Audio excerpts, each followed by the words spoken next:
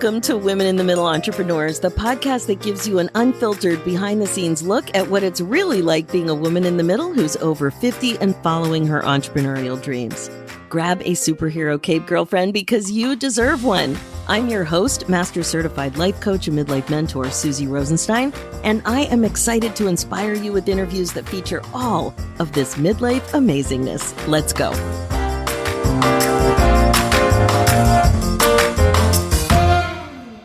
Hey there, welcome back to the show. We have another really exciting interview ahead of us about building a unique wellness brand from scratch. Today, you'll be meeting Summer McStravick, a woman in the middle entrepreneur who shares the Flowdreaming Technique, which is similar to meditation, with the world through courses, private clients, and an online shop.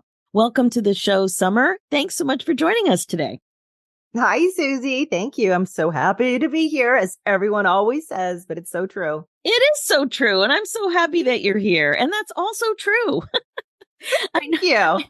It's so fun that, you know what? Our jobs are fun, right? God, that is why I built this, so I could enjoy my life and what I do and talk to amazing people. So just like gosh. you. Thank you. I love our jobs. I would imagine I would love yours too, but I definitely love what I'm doing. I love yours. So good. So good. Okay. All right. So I know we're going to have a really good conversation today about your midlife entrepreneur story. We're going to be talking about your business and what's going really well, and also what midlife issues are real and might be getting in the way to some extent, might be challenging you a little bit in your life, maybe a lot, maybe a hiccup, but maybe a lot. And, your business and just doing all this stuff at this age and dealing with running your business. It's really a lot, if I do say so myself. So let's get things started with a nice big question for you. How old are you? How long have you been an entrepreneur? And what is it that you do in the world? So please take it away. Oh, sure. I'm 52, but I always have to remind myself. Sometimes I'm 51 or 53. At this point, I just keep losing track. I have been an entrepreneur since I was a kid. Right. I used to sell, remember back in the 70s and 80s, those beaded hair combs. Remember putting those? You'd put hair combs back and anyway. Totally. So I started very, very young. But eventually, I'd say this is probably my third or fourth business that I have started and grown, or folded, but this one has grown. And my journey, wow, right out of during high school, I started in the world of graphic design, which was just taking off, just getting out of the print shops, Photoshop 1.0. And my grandmother had her own publishing company, a little small one. They just did a few books and poetry and herbs, and it's kind of very woo-woo and out there, right? But it was a real publishing company. So I learned how to typeset books and edit. And I began doing that for myself and other people who are like, hey, you can do that on, what's that called? A computer? Like, yes, I have an Apple IIe and I can do everything for you. That's so great. That was the very beginning. After that, I kind of got sucked into the world of corporate, how do I call it? Corporate servitude. But I actually, it's so strange. It was a love-hate situation. I actually loved my position. I worked for a corporation for about 10 years. What I didn't know at the time, in my mid 20s to really mid 30s, or late 20s to late 30s, I see you get forgetful when you're in your 50s. I didn't know the word intrapreneur, not entrepreneur, but intrapreneur. And essentially that's what I was. So I rattled around there like a square block in a round basket or whatever that's called. Fortunately, I was tasked with doing some very directorate, VP level developmental things. But eventually I had to be an entrepreneur again. So I jumped in because I had been writing some books, and to get into what I do today, I teach a form of wellness. It's sort of like meditation, but it really kind of drifts into the worlds of psychology as well as manifesting. So it's in the definite woo-woo realm for a lot of people, but it's made a really powerful impact. And I've been teaching this and sharing this and have had my own website up since 2005. So I've been doing this a darn long time, and that's what I do today. And I absolutely love it. My company's been big, it's been small, it's changed forms and shapes and morphed. But that's what happens when you have your own business, especially if you're staying with the flow of it. So that was my brief explanation. It was Where do you perfect. want to go? I had to mute myself because I forgot to unplug my phone. It was ringing. And I'm like, oh, I hope she keeps going. She's telling a great story. Yeah. So good. Didn't notice. Now, your shop is not just, you don't just have 2 or 3 things there. You have quite an extensive shop. Do you want to share a little bit about what's in there? Well, sure. When I first started sharing what I call the technique of flow dreaming, I had a podcast and I had a lot of listeners who said, well, how can we do the thing that you're doing with us on the show? And I said, well, I guess I could record some things for you. So I first came out initially with a set of 5 CDs and my book. And I would literally send those CDs from my home. I would go to work all day long because I was still at the corporation. I'd go to work all day long. I'd come home. I had 2 little kids, babies and toddlers. And I had a stack of orders that I had to get, shipped in the envelopes and out the door pretty much, every night, every other night. It was round the clock. From there, I began to record more and more of, what again, somewhat are like audio meditations. I ended up with around 250 and I finally had to organize them into playlists. And I mean, they are available for everything you want to do, even growing a business. I made a whole set called the Entrepreneur's Flow Book, which is a 7-day series for entrepreneurs who are trying to grow their own companies. And I said, okay, here's everything I struggle with as an entrepreneur. I need clients. So what am I going to do? I'm going to go into this, sort of manifestational active state, and I'm going to generate clients today. The next morning, what do I need? I need cash flow. All right, let's bring in cash flow. The next day, I need a good supportive staff. So I made a whole series, but I've got it on everything, like love and buying houses and whatever. Now, after a while, I began to realize that I was creating all this content for people because I'm like a little content bunny, right? It's for me, some of us entrepreneurs are like that, right? We are content producers first, and we are marketing and sales second. Other entrepreneurs have that reversed. They are struggling to create anything to get out there, but boy, do they love being out there. I'm different. My go-to happy place is, well, I'm just going to sit down and quietly make some content today and then hope the world finds it from me. Anyway, I've learned my way out of that little loophole, but I discovered eventually that I could create all this content for people, but they were asking, how do I use it? Like, what do I do? How are you making these things work for you?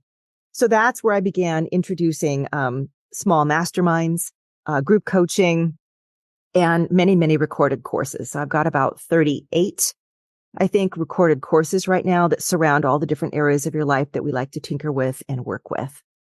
So that's how I ended up with all this stuff in my shop. Meanwhile, still writing books. And again, producing stuff for me is pretty easy. But I have to say, getting to that point after having done it for, intensively for 2 decades, where I'm starting to recognize my library is so big that I don't really need to add a whole lot to it at this point. So I'm becoming very judicious about what I choose to sell or choose to offer people, because if you give people too much, they get really confused. And so I've actually been stripping back. The last couple of weeks, in fact, the last 4 weeks for me, I have just been stripping stuff out of my website. I have been taking things away, and I get a little teary and I just set the pages to draft instead of publish, any WordPress users out there, you know what I'm saying? But I've been just pulling things out and saying, well, if they miss it, I'll find out. But I'm trying to make things very, very simple for people. And I think that's one of the biggest changes I've noticed over the last 20 years. People don't want more. They're wanting less faster. So I'm trying to shift how I offer things to people. I know that kind of went everywhere, huh? But no, it's all good. I have one question though, before we go on, as to where did this flow dreaming technique come from in your brain? I'm looking at your corporate experience and I'm looking where you are now, and I don't quite see the connection yet. Yeah. Well, it's funny. I'm trying to talk to a lot of people who are listening who I think are probably in the wellness space too, or who want to be coaches or who want to do meditation and et cetera. And often their first question is, I don't know what my techniques are. I don't know exactly how I'm supposed to help people or what makes me special as I help people. In my case, I was fortunate and unfortunate at the same time. Fortunate because the technique called flow dreaming is something that just kind of bloomed within me. I come from a long family of intuitive mediums, and I just took something that we had kind of been doing, and I just explored it and took it to its ultimate state. So flow dreaming as a technique, it's combined of three things: daydreaming, active guided daydreaming, I should add, strong, powerful emotion, and awareness of flow state or flow energy, which is a psychologically recognized state. We bring these three things together through basically, I can talk you into a daydream and get you into that space very quickly. So I just began doing this with the purposes of manifesting, or as we used to call it, co-creating. And then I realized I could use it for healing and all kinds of other things, like lots of stuff, emotional reconditioning, which is the term that all of my psychologists and doctor friends like to use for it because they don't want any woo-woo stuff happening. So I was very blessed that I had something unique and unusual that I knew instantly, this works for me. It works for other people, so I'll do it. The downside, though, of creating your own, what I see now as my brand, I just called it for so long a technique. I didn't even think in terms of a brand. But when you create your own brand, sometimes you have to educate people on what that brand is. So that was the downside. People would say, well, what do you do? And I'd try to explain it. And they're like, what's your 10-second elevator? I'm like, I don't know, man. It's going to take me 15 years to explain this to you. So I had to educate people as opposed to just giving it to them or selling it to them or offering it to them. So that's the downside of having your own unique practice. Whereas if you have something that's a little more well-known, like if I said I have a store full of meditations, everybody'd say, oh, wonderful, I know what that is. Boom. And I would have just lessened the difficulty of stepping in, essentially. So anybody who's putting together their own practice right now, if you say, well, I'm using a combination of tapping and neuro linguistics or whatever it may be, people get that already. It's harder to distinguish something that's novel and different. But the upside of that is that it's novel and different. It's all mine.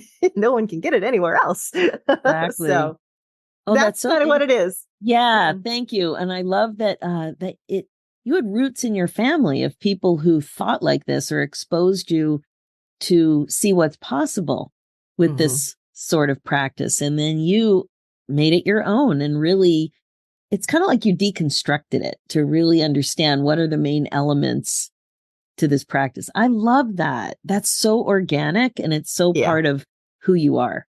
I was really fortunate. Like I mentioned, my grandmother had a publishing company, and this was back in she started it in the 60s, 70s.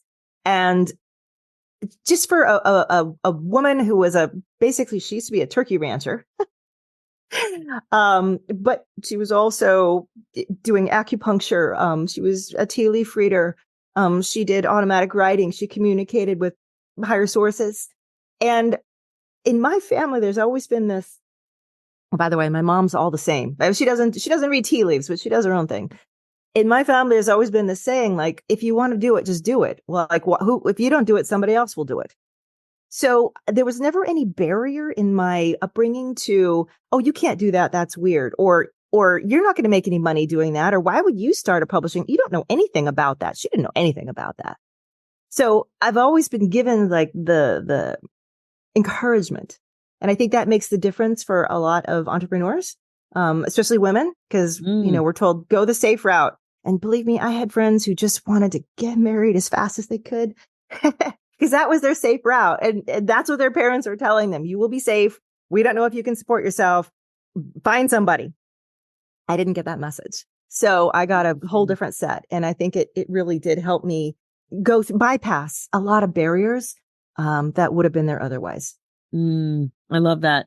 Okay, now in this podcast, we love to take a close look at midlife and think about challenges and what kind of midlife challenges are getting in your way or bumping into you or like are happening as you're trying to run your business. So, as women, we love to do all the things. Yeah. And yet here we are in midlife, and there are some things that are happening. So how's that showing up for you? Yeah. Well, like I mentioned, I've always been the Energizer bunny of productivity, handling 15,000 things at one time. And what I've noticed, because I had some health challenges, I had cancer a few years back. And what it's left me with is, I used to get up at like 5. I'd write, I'd go to CrossFit, I'd get the kids off to school before 8 o'clock. I'd work all day. I mean, like, and then I could do everything. I've noticed that my energy has slowed, and I've had to really prioritize a lot more. Before, I just always had, it seemed like room for everything, even though I was constantly stressed out and told myself I had room for nothing. But looking back, I'm like, oh yeah, you were doing a lot. Now I have to be a lot more judicious. And I think the other thing that comes up, because I have two, I'll be an empty nester next year. And that sense of, oh my goodness, my kids, now I'm going to have all the time in the world without them coming up. And now I'm sort of rowing backwards a little bit.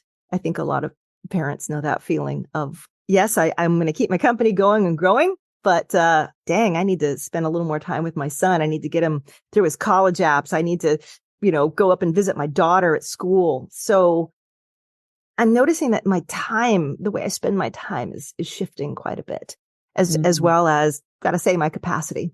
Those are the two biggest ones, I'd say. Yeah.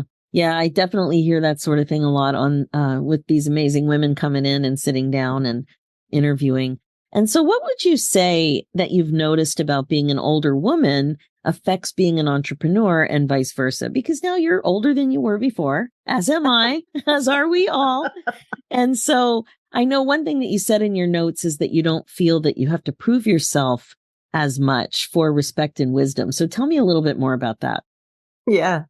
Well, it's funny. I look back to when I was working at that big publishing house corporation, and I worked with a lot of very well-known people in the mind, body, spirit world. And as a younger person who was just starting, I mean, I had just written my first book. I was just getting out there. I would look to these mature thought leaders and think, God, no one takes me seriously. They're all looking at, like, these people are filling stadiums. These people are. So I had the sense of someday they'll take me seriously. Someday I'll be seen. Someday I'll be, able to do as much as they are doing and have that, I don't know, that cloak of wisdom and scepter of, invincibility given to me. And yet, as you get older, a weird thing happens. Now that I'm that age, I'm looking back and saying, gosh, there was something like, there's this whole generation of 20-year-olds and 30-year-olds, and there's freshness. And I feel like, dang, they're the up and comers. And you know what I mean? So it's like, either way, you have the potential for this lack thinking, is what I call it, in your mind. I'm too old now. No one's gonna, I'm past my prime now. There's newer, younger messengers coming up. And I know it's kind of a stinky thing to admit or say out loud, but those are the two huge lack thoughts that I've encountered at both ages. So the way that I thread that needle today is now, just don't care, which is terrible in a good way, because it means you like what I do or you don't like what I do. I'm doing my best to give you what I have and make. But if it's not for you, it's not for you. And so that need to try to look or be something has definitely dropped way, way down.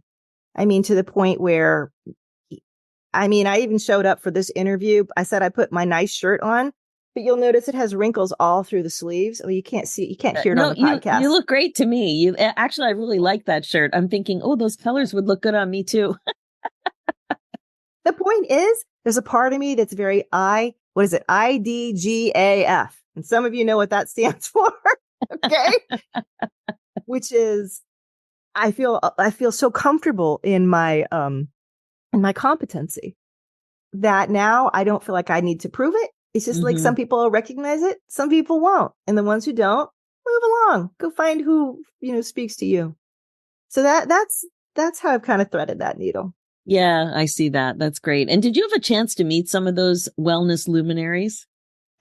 Yes. You want me to bring out my brag book right now? Well, it's interesting that you were so young and you were working in publishing and you had these opportunities. It's pretty interesting. Some people remember Louise Hay. She wrote You Can Heal Your Life. She was my boss, actually. So I worked for her and I headed up one of their largest departments, which was their presence in webinars, podcasting. I built Hay House Radio. I put together so many amazing productions and workshops for Marianne Williamson, Greg Braden. I'm trying to think all the people off the top of my head. Joan Borisenko, Don Miguel Ruiz, Wayne Dyer. You were there in the thick of things. Yeah. Wayne and I actually co-hosted a podcast for about 5-6 years. Used to be on Sirius XM as well. It was pretty awesome.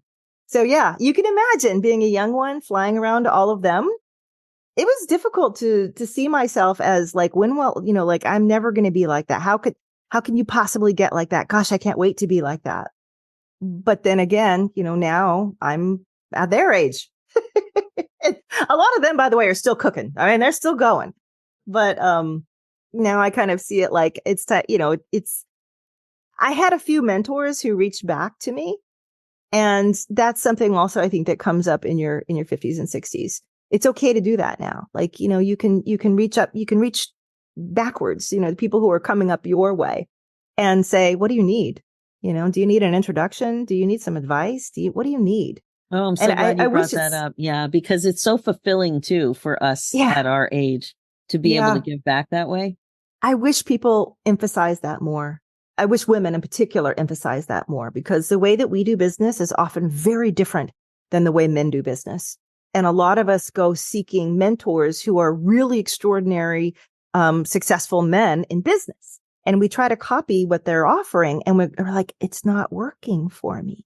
I can't tell you how many conferences I've been to. And, I know all the networking is going on at the bar. I know it. So I go sit at the bar and no one talks to me. Or I have to walk up to a bunch of men and go, hi, hello, hey. It's so awkward. Oh, I hate situations like that. Like I'm really short. And so I'm 4'10", and being in a situation like a bar where I'm standing, it's the only time it bothers me to be short, because I feel like a 5-year-old in situations like that, just because I'm at nobody's height. I'm not looking at one face. They literally don't see you. Literally. They're looking over your head. Yeah, exactly. Yeah. Oh my gosh, I think I just snorted. That's all right. Snorting is allowed. We're over 50. We can do anything we want. We can snort, we can drool, we can snore, we can do it all.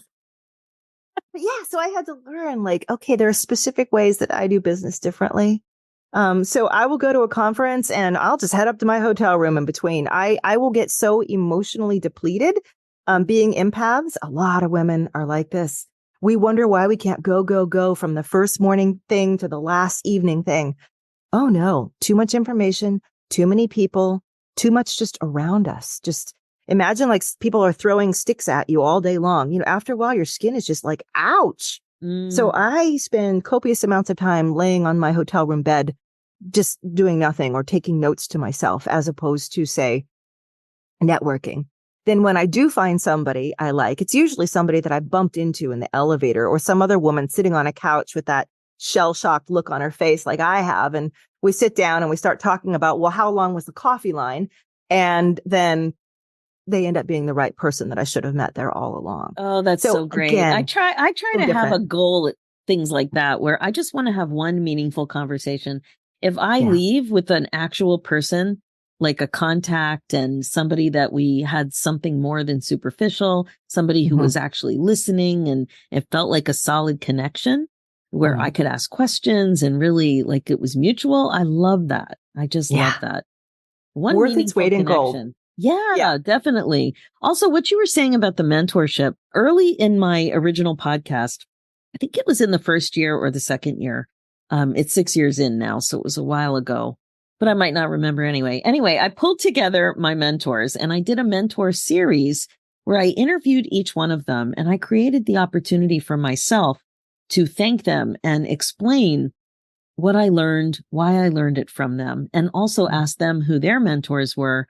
It was so much fun. It felt so good to be able to give back that way. And it was just great to make the time to reflect on it, to really appreciate the gifts that they had given me. by their time and attention and brilliance. It was super fun. Yeah, that sounds amazing. I'm thinking, gosh, it'd be fun to call out some people I know and ask them and tell them and say, thank you. Thank you. Yeah, it was really, really fun. And yeah, I got a lot from that whole experience. So what do you want next in your business? What's the next thing? I know you mentioned legacy. Tell me more about that and what your other thoughts are about what's next.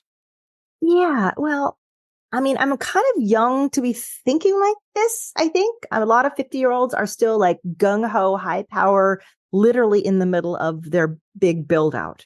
But because I started my build out younger, and then I went through some health things that kind of, I feel like aged me 10 years. Sure.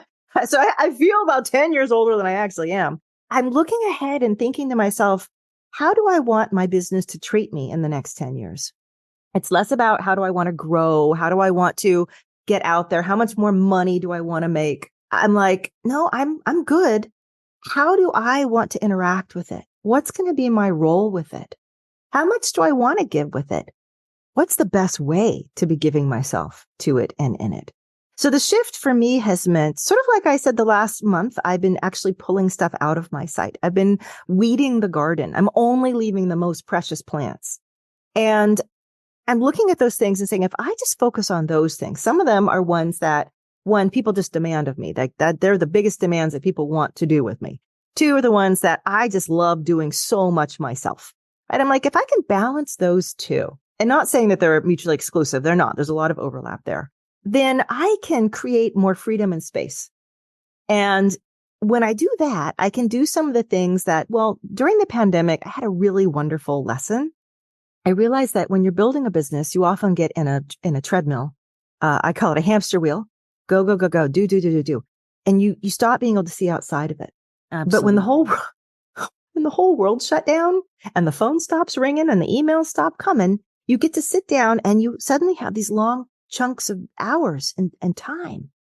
And so I nicknamed it slow time because I realized that a lot of things, projects that we try to do, we can't fit into the little slivers of the hamster wheel time. They just don't fit. Mm-hmm. They bounce away. Mm-hmm. But when you have hours and days, stuff comes in, like big ideas come in, big projects that are like elephants. They got that mosey way and they need more room from you. So that's where I ended up writing a couple of books, right? They would not have had time. I would not have had time for them in my life other than that. So I'm looking ahead and I'm thinking I need a little bit more slow time. I've got a couple of those books to tighten up and get out there. So I've restructured my work. I'm trying to take, in fact, I've already X'd out my calendar. The last week of every month is mine. Oh, I love that. Right? Is mine. Just, I can do anything I want in it. If I want, I can see people and talk with people, but mostly it's just for me to get through some slow time and put that in so that I can start to really build that legacy of the big stuff that I want there to be for me, as well as reshape things, tinker with what I'm doing so that I'm only really drilled in on, I don't know, the 20%, not the 80%. So did you practice your technique of flow dreaming to get you to this insight? Heck yeah, I did. I bet. That's an obvious question, Susie. Yes. I have been practicing flow dreaming for 20 years, and I 100% credit it with some of the most amazing pivots and opportunities. You know how there are moments when things just drop into your hand? Mm-hmm. And sometimes they come like 10 years apart, but they come. And, you know, I've without going extensively into what the actual practice is, I'm always focusing on what I call my emotional endpoints. So that for me is really 50% of building a business. Right. So 50% is the wanky danky, knowledge that you learn about how to do this and send out emails and blah, blah, all the regular stuff. Mechanical crapola. Mechanical stuff. Right. The other 50% is, what am I doing this for? How do I want this to make me feel? So I call it having an emotional, energetic blueprint. So you have a physical blueprint, you've got your layout of how you're going to build this thing and, your goals and all that. And then you've got this emotional blueprint. The emotional blueprint for me all these years is, how do I want to feel? I want to feel time freedom. I want to feel location freedom. I want to feel joy of walking outside and looking at my koi ponds. I want to have multiple properties. I want to feel that deep sense of security. I want to build generational wealth for my kids, right? All of these, like some of them are goals, but they mostly have feelings attached to them. The joy of knowing I have a cool koi pond, the security. I'm beside myself that you have a koi pond. I have a big fish tank, and I've been up to my ears with my fish tank over the last couple of days because I introduced something new, and one of my fish was mean, so I needed to sort all that out. Oh, believe me, I started with fancy goldfish, and I hand trained them. I could pet them. I'm kind of weird that way, but I love my little fishies. You're in good company. I've been a fish keeper since I was 10. It's always been a part of my life. I schlepped it around to different universities, and oh my gosh. Yeah. I just love it. So all of the things that I'm planning have this emotional goal attached to them, and things that align with those emotional goals tend to happen. Things that aren't part of those or won't help me to those don't happen. Which means that sometimes I think I'm building my business a certain direction and it's not working. And I'm like, you can get mad and frustrated and throw yourself even more at it. And just kind of, you hit a brick wall over and over, and then you get really tired, and then you get really burned out. Then you get really, despondent. Or you can recognize, hey, maybe that's not actually taking me to some of the emotional, energetic endpoints that I actually have. So I've learned to be a good listener and shift and move to where things are open for me, not where things are closed. So I'm always looking, where is the open road? What are the things people are asking me for more and more? Like, what are the things that are easy and coming natural and falling into my hand? Let's do more of those, because they often end up being the ones that actually light me up and lead to eventually all the quote external successes, that we're looking for. So 50-50 people, 50-50. So good. What would you say is the most surprising thing about being over 50 and being an entrepreneur? I know there's usually positive and negatives. I know that you're really focusing on the positive here. Well, I think that the demands on you grow, right? I've got four elderly, sorry, I forgot one. 4 elderly parents.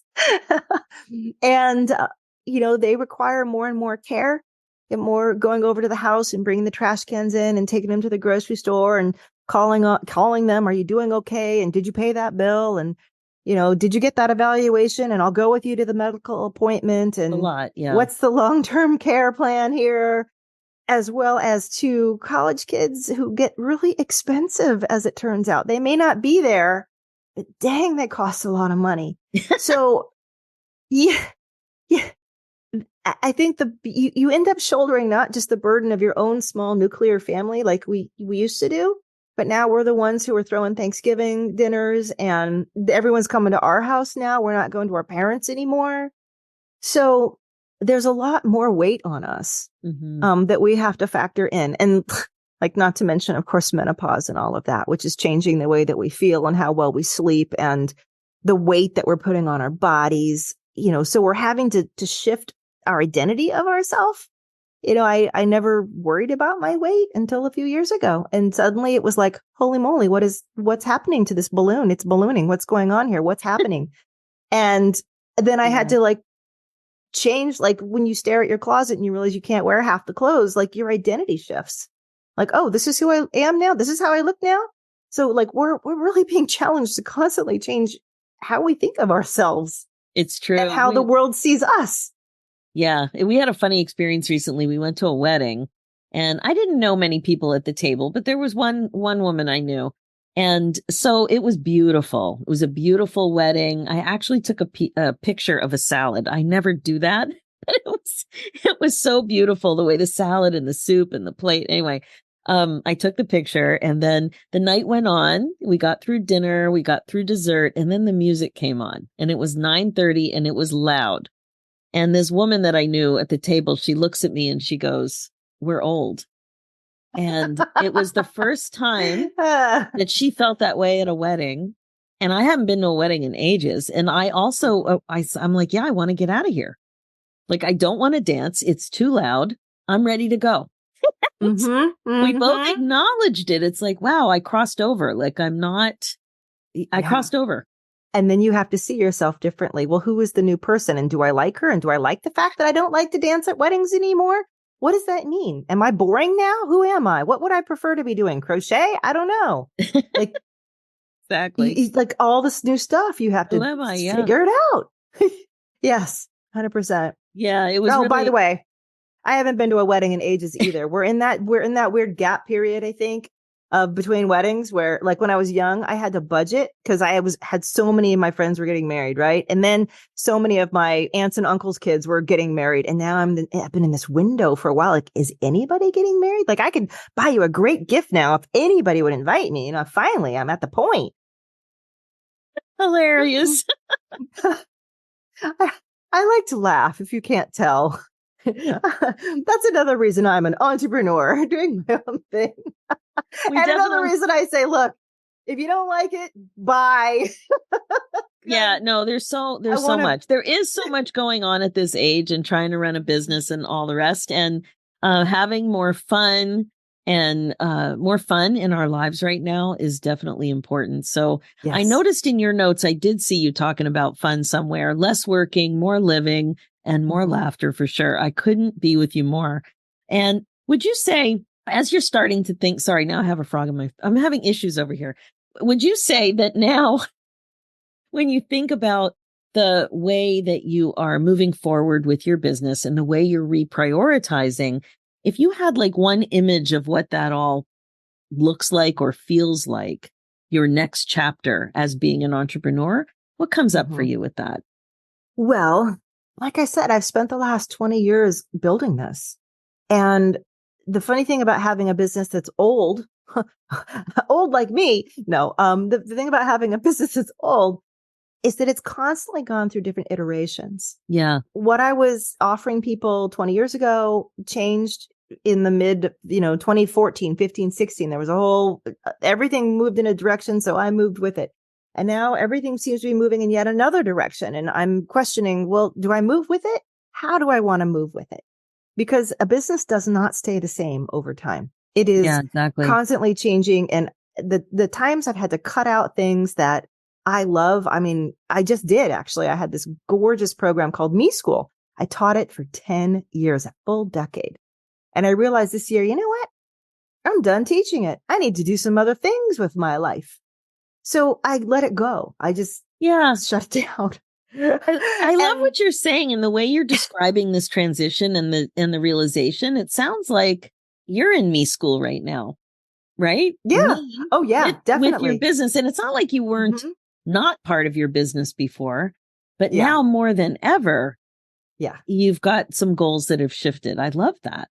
Exactly. So, like I suggested, I've carved out a week a month now. So I've got 12 weeks a year.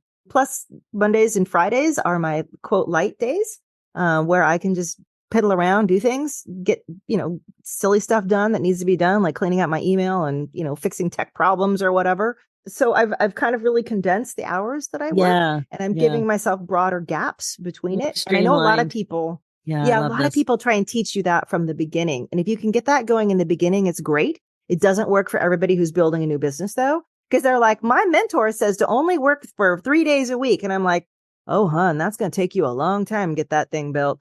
Sometimes you have to sprint, like you really have to go all in, but you don't want to have that be the main model of building. For me now, I'm getting more balance in. I'm attending more to things that are purely pleasurable for me. I have an Oracle card deck that has been on the back burner for literally like 8 years now. So I'm pushing into new territories, maybe a few more publishers, maybe do some self-publishing, spending more time with my writing. So it's sort of like, again, that concept of legacy. I'm really attending to what is my legacy? What am I leaving? Not that I'm going anywhere anytime soon, folks, but I don't want to have the burden of having to keep up. I want to be ready for the end game before I get to the end game. Right. Oh, that's good. So how can people best get in touch with you? Oh, flowdreaming.com, my website. So, I have a podcast. It's called Flowdreaming, still kind of woo-woo. And thirdly, I would say I have an app. that you can get on your phone. And it's basically my Shops app. So it just teaches you what Flowdreaming is, how to do it. You can mess around with the technique and enjoy it. But I'd say the website's a great place to start. In fact, I give out a couple of free audios, and I just give you a lot of resources. The shop's there. All the courses are there. My mastermind is there. I say I'm cutting back, but I'm actually starting a new mastermind. Well, I was on your website. It's definitely a rich website. There are lots of ways to connect with Flow Dreaming. Head over to flowdreaming.com. So good. Mm. Summer, thank you so much for taking the time from your day and sharing all of this. We had a great conversation. And I really appreciate how you've been at this a while, yet you're still drilling down and drilling deep into making it a really beautiful experience for you too. And I love that, because as older and wiser women, so much of us are looking for, ways to be happier, ways to be more fulfilled. And you love your business, but you just want to do it a little bit differently going forward, which is perfect. So good. Yeah. There was one day that I realized I will never work for somebody else again. Like I still remember the day that realization sunk in completely. Like I had taken off the table any option of ever working for anybody else. And as soon as I recognized that in myself, I realized, well, then you're just going to have to make it work, aren't you? Because you don't have any other option. And it was the most freeing, the biggest deep sigh of relief feeling I've ever felt. So there you go. So good. Well, that's a great place. That's a great place to end. Thank you. Thank you so much for being here. Thank you, Susie. Oh, it's so good. Okay, so that is it for now. If you're listening and loving what you hear, please like and subscribe. Reviews are great too and much appreciated. And if you're a woman in the middle who's 50 or over and an entrepreneur and would also like to come on the show, please go to www.midlifeinterviews.com and fill out an application. We'd love to have you on to share your story. Thanks so much for listening. It's never too late for you to put yourself on your agenda. I'm Susie Rosenstein, and I'll talk to you again soon. Now, real quick before we say goodbye, if you are connecting with this show, I'd love to invite you to a happiness breakthrough coaching session. It's my laser-focused coaching call that will help you get clear about what's getting in your way as a woman in the middle entrepreneur and confident about your next steps to more happiness in your next chapter. Head over to www.nextchapterbreakthrough.com. Talk to you soon.